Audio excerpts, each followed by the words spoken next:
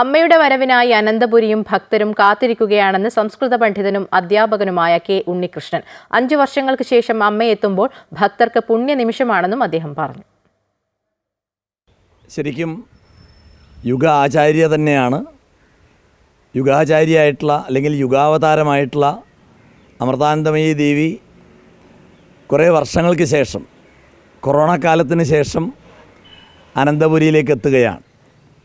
കൈമനത്ത് ബ്രഹ്മസ്ഥാനത്തുള്ള ആ ബ്രഹ്മോത്സവത്തിൽ പങ്കെടുക്കുവാനായിട്ട് 8, 9 തീയതികളിൽ ശ്രീപത്മനാഭ സന്നിധിയിലേക്ക് വരികയാണ് അമ്മ.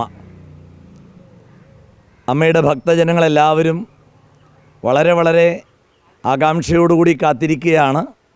വരുന്ന 10,000-ങ്ങൾക്ക് എല്ലാവർക്കും ദർശനം നൽകിയിട്ട് ഒരാൾക്ക് പോലും അമ്മയെ കാണാൻ പറ്റിയില്ലല്ലോ എന്നുള്ളൊരു പ്രയാസമില്ലാതെ എല്ലാവരെയും അമ്മ പുൽകി അനുഗ്രഹിക്കുന്ന ഒരു സൗഭാഗ്യ സന്ദർഭമാണിത്.